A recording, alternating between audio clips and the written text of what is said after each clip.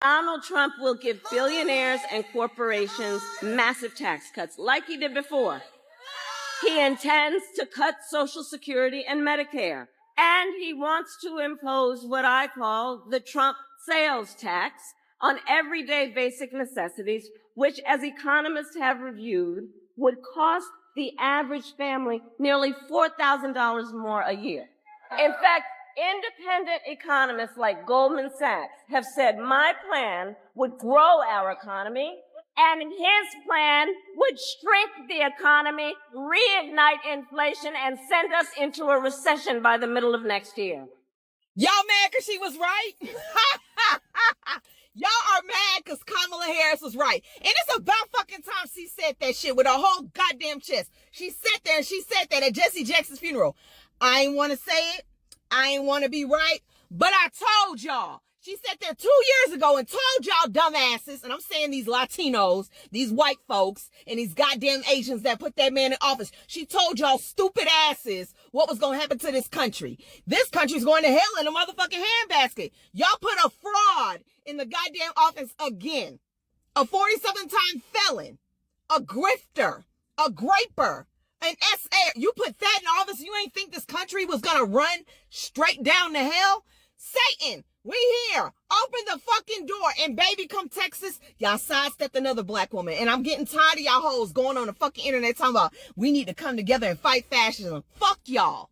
Let's see how y'all hoes do without us. Y'all gonna stop betting against black women. We got foresight y'all motherfuckers can't see. All right? That is embedded in us. What could America do with $110 billion? Well, it could cover more than 6 years of school lunches. It could fund the Department of Education for almost 2 years, or pay for nearly 15 million maximum Pell Grants for college students. That's the scale of the measurable cost tied to the U.S. war on Iran so far. And that cost is not just financial. At least 18 American service members have been killed, and nearly 430 have been injured. The Pentagon puts the military cost at $37.5 billion, including some projected spending through the end of September. Brown University's Live Tracker also estimates Americans have paid about $72.2 billion more for gasoline and diesel since the war began. Add those together and you get nearly $110 billion. So what does that really mean? Well, the Department of Education's latest budget request is $66.7 billion for the entire year. So that means the money tied to this war so far could fund the department at that level for about 20 months. The National School Lunch Program cost $17.7 billion in 2024 and served more than 4.8 billion lunches. So at that rate, nearly $110 billion could keep it going for more than 6 years. Or at that current maximum Pell Grant of $7,395, it would equal nearly 15 million maximum grants for college students. And now the Trump administration wants Congress to approve another $67 billion for the military, including war operations and replacing weapons used in this conflict. So if Congress signs off on that, the measurable U.S. costs connected to the war could climb to nearly $177 billion. Split evenly across the country, that would be about $516 for every person in America. So for a family of 4, that's about $2,000. Now, obviously, this isn't just one big giant pot of money that could simply be handed out or moved somewhere else. The military portion is federal spending. The fuel portion is money families and businesses are estimated to have paid through higher gas and diesel costs. And the extra $67 billion has only been requested. But these are still real costs being carried by the American public. And they show that budgets are about choices, not just what a country spends money on, but what it decides not to.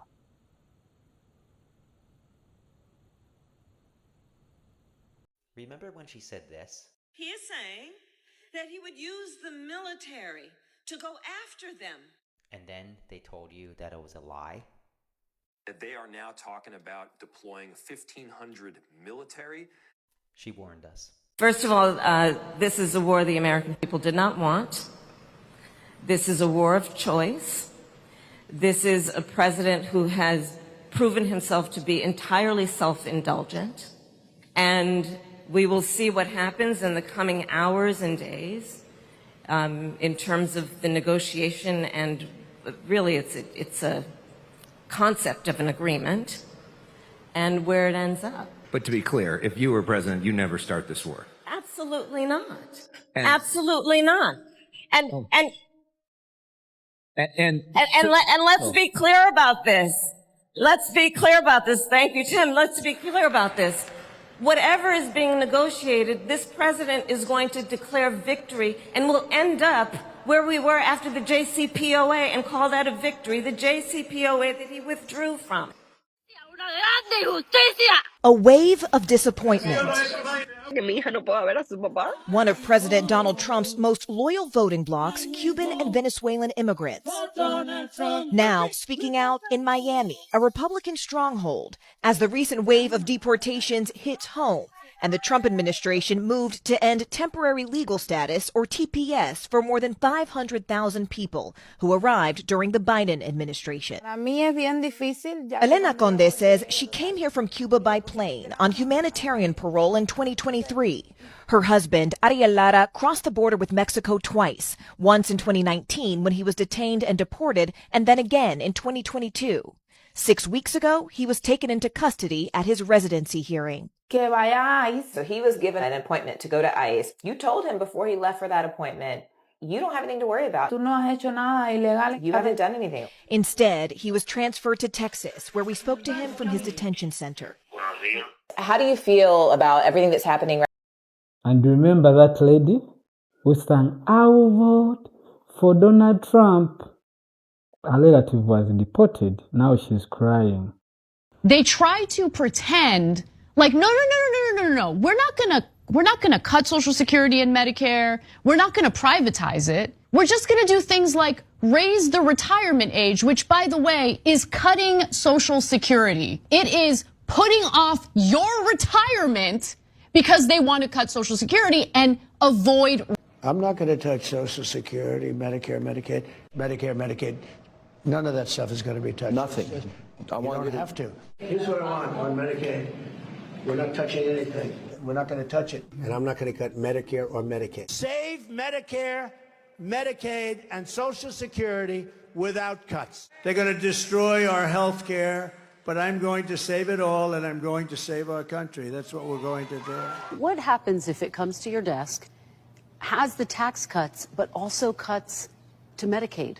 Would you veto that? No, we're not doing that. Would you veto that? I would. I'm not going to dismiss him as being an idiot. He's dangerous. He's dangerous. And America's security and prosperity are in the hands and on the line. He talked about obliterating, and then he said, oh, he did. It's all just...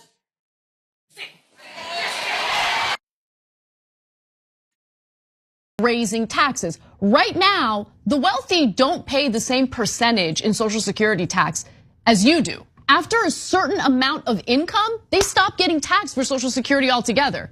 You know what you could do if you're really worried about funding the Social Security program? Lift that tax cap entirely. It only benefits the rich. And the rich are terrified of that happening, which is why the rich lobby politicians like Joe Manchin and members of the GOP to get the retirement age up even higher. Right now it's 67. They want it up to 70. That is a form of cutting Social Security. Don't let them lie to you. One of the things that is happening now is virtually everything we're seeing right now. Somebody predicted. Everything this Trump administration is doing right now was already foretold. People knew it. And to the nth degree, they're telling you what happened. Under our present president, you said he would prosecute his political enemies. He would cut Medicaid, Medicare. He would ignore court orders. He would alienate our allies. He would give massive tax cuts to the rich. Remember what they did to tear families apart. And now they have pledged to carry out the largest deportation, a mass deportation in American history. Imagine what that would look like and what that would be. How's that going to happen? Massive raids? Massive detention camps? What are they talking about? Another interesting phenomenon is that 92% of black women who voted, 85% of black men who voted for Harris. Also, the largest percentage of white people, college-educated white people, voted the same way. You know how we know everything Trump's doing is market manipulation? Well, did you see this clip from inside the Oval Office yesterday? Trump had invited some of the wealthiest finance people, bankers, executives into the Oval Office, people who are worth billions and billions of dollars. And after the stock market started skyrocketing, Trump started bragging about how much money they made. I mean, he literally had Charles Schwab in the Oval Office with him and was bragging that Schwab made over $2 billion yesterday alone. Check this out, share it, and remember to check out the Midas Touch podcast on Apple Podcasts and Spotify. And he made $2.5 billion today, and he made $900 is it your plan to deport everyone who is here illegally over the next 4 years? Well, I think you have to do it. And it's a very tough thing to do. You know, you have rules, regulations, laws. They came in illegally. You know, the people that have been treated very unfairly are the people that have been online for 10 years to come into the country. And we're going to make it very easy for people to come in terms of they have to pass the test. They have to be able to tell you what the Statue of Liberty is. They have to tell you a little bit about our country. They have to love our country. He does not, again, appreciate the role and responsibility of the President of the United States to be Commander-in-Chief. We're also going to revoke the citizenship of any naturalized immigrant from Somalia or anywhere else who is convicted of defrauding our citizens. We're going to get them the hell out of here fast. And if you come to America to rob Americans, we're throwing you in jail and we're sending you back to the place from where you came. We're throwing you right in jail. And they know it, too. If you call them people, I don't know if you call them people. In some cases, they're not people, in my opinion. But I'm not allowed to say that because the radical left says that's a terrible thing to say. They say you have to vote against him because did you hear what he said about humanity? I've seen the humanity, and these are bad. These are animals, okay? This is a hugely consequential moment for our constitutional structure, a landmark ruling from the Supreme Court striking down one of the most controversial moves the president has made in this second term. It was a move that no other president had tried to do before, essentially rolling back a right guaranteed under the 14th Amendment to the Constitution, a right to have citizenship guaranteed automatically, no matter the status of your parents, no matter if they are undocumented, no matter if they are here temporarily, if you are born on U.S. soil, the 14th Amendment says that you get citizenship automatically, full stop. Now, the court, of course, has been looking at this for quite some time. In fact, they took this up last term, but they didn't wade into the merits. This time, they went all the way, and they had to get into the actual heart of the issue. This president is thinking about putting us in a position where we're in a war with Iran. The consequences will be absolutely unacceptable and tragic. Not to mention, I mean, are you kidding me? This guy wants to create a ballroom for his rich friends while completely turning a blind eye to the fact that babies are going to starve when the SNAP benefits end in just hours from now. Come on. So what? I'm not going to be distracted by, oh, does the guy have a big hammer? What about those babies? And as for the president, he has been focused on critical issues like paving over the Rose Garden so folks don't get mud on their shoes, and gold plating the Oval Office and building a $300 million ballroom. So Virginia, here's the good news. If you can't visit a doctor, don't worry. He will save you a dance. Breaking news, Donald Trump just bombed Iran. So to every single Trump supporter who said that Donald Trump was going to be the peacetime president, turns out no ceasefire between Russia and Ukraine, but instead you're getting another war. Okay, so how many of you watched that debate between Vice President Harris and the convicted felon and believed her when she said that he would get us into another war? So you voted for her? We've just attacked Iran. Yeah, we should have Kamala Harris right now. Only cares about his rich friends. It doesn't care about poor people. I wasn't responsible for security. Nancy Pelosi was responsible. She didn't do her job. The question was about you as president, not about former Speaker Pelosi, but I do want Vice President Harris to respond here. I was at the Capitol on January 6th. I was the vice president-elect. I was also an acting senator. I was there. And on that day, the President of the United States incited a violent mob to attack our nation's capital, to desecrate our nation's capital. On that day, 140 law enforcement officers were injured, and some died. And understand, the former president has been indicted and impeached for exactly that reason. But this is not an isolated situation. Let's remember Charlottesville. where there was a mob of people carrying tiki torches, spewing anti-Semitic hate. And what did the president then at the time say? There were fine people on each side. Let's remember that when it came to the Proud Boys, a militia, the president said, the former president said, stand back and stand by. So for everyone watching who remembers what January 6th was, I say, we don't have to go back. Let's not go back. We're not going back. It's time to turn the page. And if that was a bridge too far for you, well, there is a place in our campaign for you to stand for country, to stand for our democracy, to stand for rule of law, and to end the chaos, and to end the approach that is about attacking the foundations of our democracy because you don't like the outcome. And be clear on that point.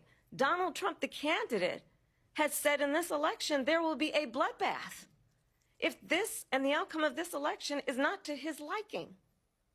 Let's turn the page on this. Let's not go back.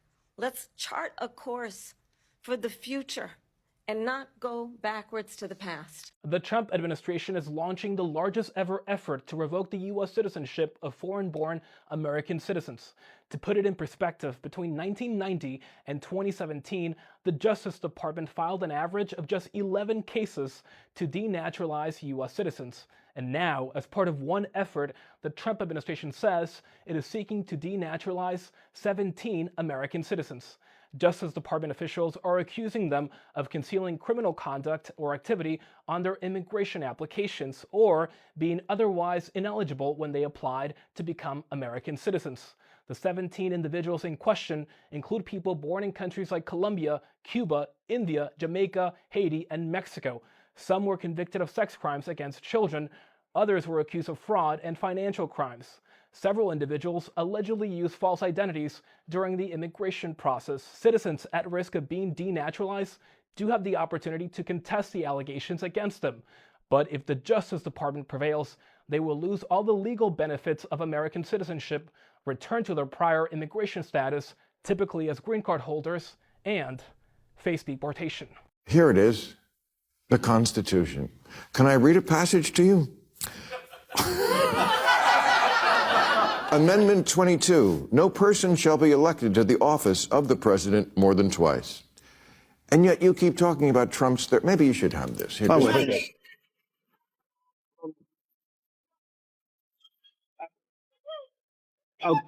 get you to sign it backstage and underline. I will. President Trump didn't bring up running for a third term. Myself and others brought up running for a third term. President Trump is going to run for a third term, and President Trump is going to be elected again on the afternoon of January 20th of 2029. He's going to be president of the United States.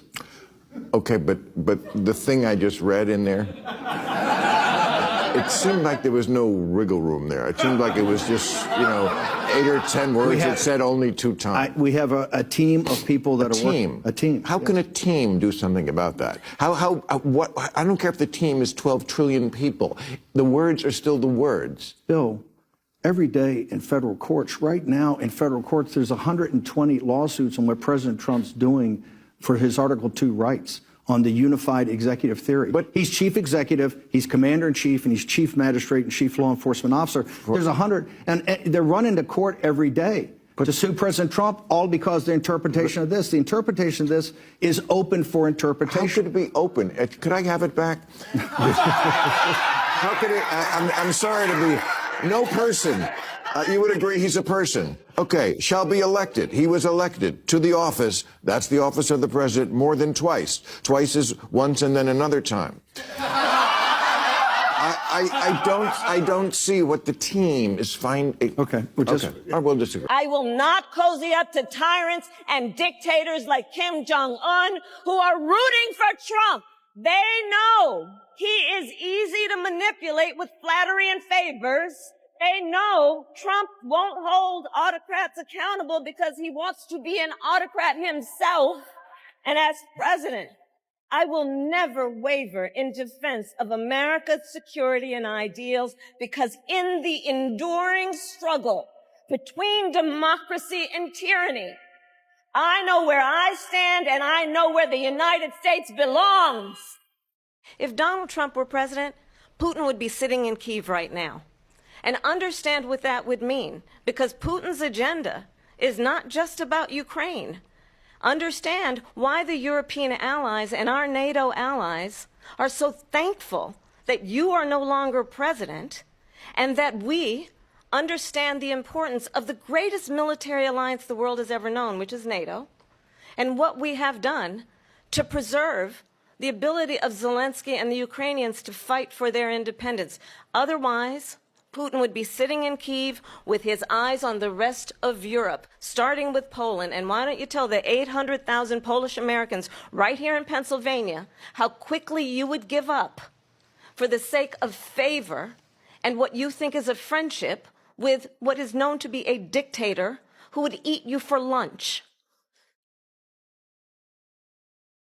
Took unilateral action to withdraw us from the Iran nuclear deal. Some people liked it, some people didn't. Some people thought it should be stronger than it was, but it was very well negotiated, and people were complying with it. And he pulls us out of it based on unilateral action, frankly, from my perspective, born out of his fragile ego. And everything that we have seen happen since was predictable to one extent or another. Iran poses a real threat to the United States based on its nuclear capabilities. And the negotiation of the JCPOA and that Iran nuclear deal was a smart way to put a cap on that in terms of escalating the threat.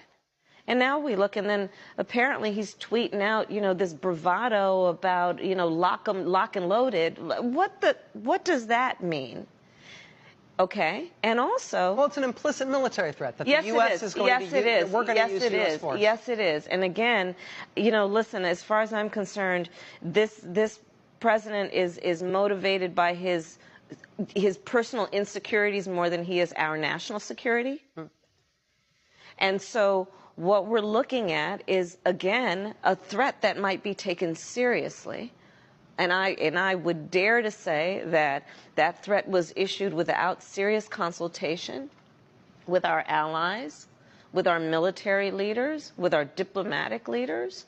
What are our alternatives? Let's also be clear, if this president is thinking about putting us in a position where we're in a war with Iran, the consequences will be absolutely unacceptable and tragic in terms of the young men and women who are American soldiers who would be sent and deployed into something that was completely avoidable.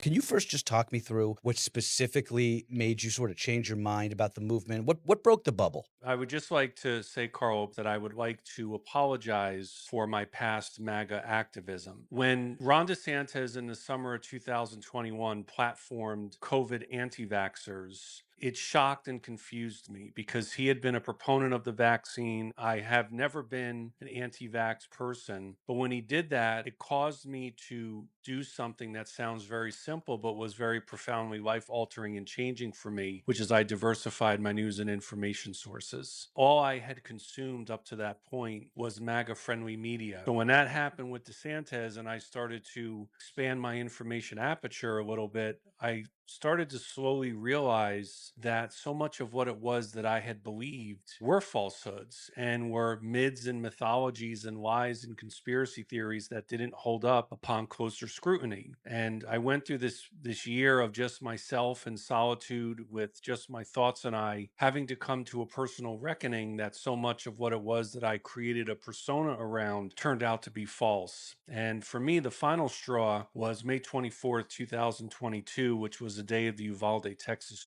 And then on gas prices, how much longer will Americans continue to see these high gas prices? Well, they're not very high. If you look at what they were supposed to be in order to get rid of a nuclear weapon with the danger that entails. So the gas prices have come down very much over the last 3-4 days. Still?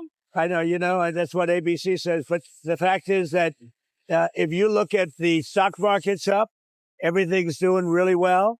And the big thing we have to do is we have to make sure that Iran does. Kamala Harris was right about everything. Russia is giving information to Iran. Russia is giving information to Iran about U.S. warships, aircraft, other assets in the region. U.S. intelligence knows this. Kamala Harris said that these dictators would eat Trump for breakfast or for lunch, whatever. And MAGA laughed at her, and MAGA acted like their God King is this tough businessman who can strike deals with anyone. And Trump has always said Putin is that they have a good relationship, they're buddies, acting like he knows how to control him. No, it's the other way around. Putin knows how to control Trump, and he always has. And when Trump was asked about the US, when he was asked about Russia giving information to Iran, his response was, "What a stupid question. What a stupid question." Are we great yet, MAGA? Is this America first? Acknowledging that someone who is supposed to be an ally of the president, right? They're supposedly have a good relationship, according to Trump. Giving information to our enemy. Is this what you voted for? This the art of the deal? They laughed at Obama and they said he's a stupid son of a bitch. Like, oh my, look at this money he's giving us. He tried to bribe his way out. I didn't do that. Nobody mentions that. 1.7 billion and hundreds of millions of dollars. They tried to bribe their way out of it. And you know what the Iranians did? They laughed at Obama and they said he's a stupid son of a bitch. From the bottom of my heart, with all disrespect possible, fuck each and every one of you who voted for this. This is 100% your fault. This was completely avoidable, but you chose racism and sexism over common sense. You went with the fucking felon. Part of it is these midterms are coming up, and it will make a decision about who at least rules the Senate, the House, if not the Senate.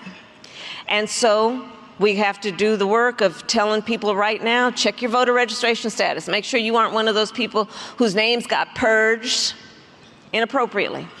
Make sure you've checked on your polling place, because they've been playing games around moving the polling place where your grandparents always voted. And so on election day, when they go to that elementary school down the block, they might find that that polling place is closed.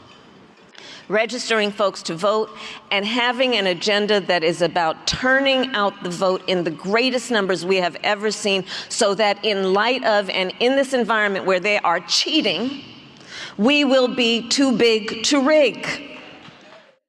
Too big to rig. It means being ruthless. They are ruthless. We need to be ruthless too. And by that, I do not mean cruel. That is not our nature. By that, I do not mean breaking the law. That is not what we do. But I do mean we must be uncompromising. The alternative is one of two things. You can either get all these things and make the economy strong, or you're going to literally have perhaps a depression where you people so rich, so beautiful, so nice to look at, will be totally busted. And let's see how long your wife stays with you. You're beautiful. She'll stay with you for about 3 weeks and she'll say, "Darling, I can't take it anymore. I can't take it anymore, darling. I'm leaving you." I said to one guy, he's a very, very unattractive man, but he's smart and he's rich. And I said, "You better hope we get this thing passed, because your wife will be gone within about 2 minutes." He said, "You're right." What would America look like if Kamala Harris had won the election and Donald Trump lost? First of all, Trump would be in jail. As soon as he won, all of the investigations were dropped, because you can't prosecute a sitting president, right? The way the stock market and the American economy were going upwards, it would be fine. Of course it would. There's no way Kamala Harris would have done like all this drastic stuff to fuck with the economy. So the economy would be totally fine. And all of those things that Trump said, like, oh, there's going to be a fucking depression, all that, it just wouldn't have happened. The United States wouldn't be the, well, laughing stock of the entire world right now. All of world trade wouldn't be restructuring around the United States because there'd be no reason to, you know, we would. Now MAGA are regretting why they voted for Trump. They are crying, they are saying, please forgive us. We are not going to do this mistake again. Let's watch this. Regarding all these farmers that are now crying about possibly losing their farms because they voted for Trump, this is why you absolutely should not feel bad for any of these farmers that voted for Trump. Now, the ones that didn't vote, yes, feel sorry for them, go support them, do whatever you need to do. But the ones that voted for Trump, do not feel sorry for them, and let me tell you why. I am a builder, and I've been building shit in Oklahoma City going on like 20 years now, and farmers are not stupid. If you have the ability to manage a farm and understand the weather, the climate, your machinery, the chemistry that goes into your crops, you are not a stupid person. You're just not. And especially when you come from generational farming, you have the ability to look ahead and predict what you need to survive. And so when you have two candidates where you have Kamala Harris on one side giving you a whole fucking list of shit that she's going to do for you and make your life better, and then you have Trump on the other side who can't even come out with a normal sounding sentence, and you still vote for that guy, and you are a farmer, you are either racist or sexist or both. And they're only crying now because now they are being treated exactly how they voted for other people to be treated. Got that? They are being treated how they voted for other minorities, people of color, everybody else, poor people, sick people. That's how they voted for other people to be treated. And now they're the ones being treated that way by losing their livelihood, their homes, their income, their farms. So do not feel sorry for them. This is exactly what they had coming. Quick follow-up as to why exactly would Trump be doing this to farmers anyways? And I'm guessing 99% chance it's because he wants to bankrupt farms so his corporate buddies can come in and do a land grab. Basically what you have been seeing the last few years, major companies buying up a bunch of rental houses and jacking up the price of rents, and it's all going to corporations. It's probably something similar to let these farms go to foreclosure and his corporate buddies be able to come in, swoop them up, and now you've got bigger companies involved in more of our day-to-day food. Donald Trump intends to use the United States military against American citizens who simply disagree with him. People he calls, quote, the enemy from within. America, this is not a candidate for president who is thinking about how to make your life better. This is someone who is unstable, obsessed with revenge, consumed with grievance, and out for unchecked power. Donald Trump has spent a decade trying to keep the American people divided and afraid of each other. That is who he is. But America, I am here tonight to say that is not who we are. That is not who we are. So occasionally I am still getting people who come on and say, why do you keep talking about Donald Trump? Why can't you just talk about Jesus? The ironic thing is it is Jesus who is provoking me to talk about Donald Trump, to challenge and urge and warn people away from him. So the very people that are upset that I'm doing it, those are the people that I'm trying to reach the most. It says in 2 John 1:11, if you give this man your greeting, you are participating in his evil deeds. This is in context of a false leader coming on who has got an antichrist spirit, counterfeit spirit, and the people of God, John is warning the people of God away from making any type of alliance or partnership with this person or giving him any type of greeting whatsoever, because when the people of God prop up, elevate, defend, enable a person like this who is very spiritually dangerous, they then are coming into alignment with him in the spiritual. Do you understand what I'm saying? So it is out of love, it is out of concern, it is, friend, it is because I love you that I will not stop talking. When they have destroyed the infrastructure we built over decades and had in place with the Voting Rights Act for 50 years, how are we going to achieve the goal when that infrastructure has been destroyed? And we're going to have to be creative.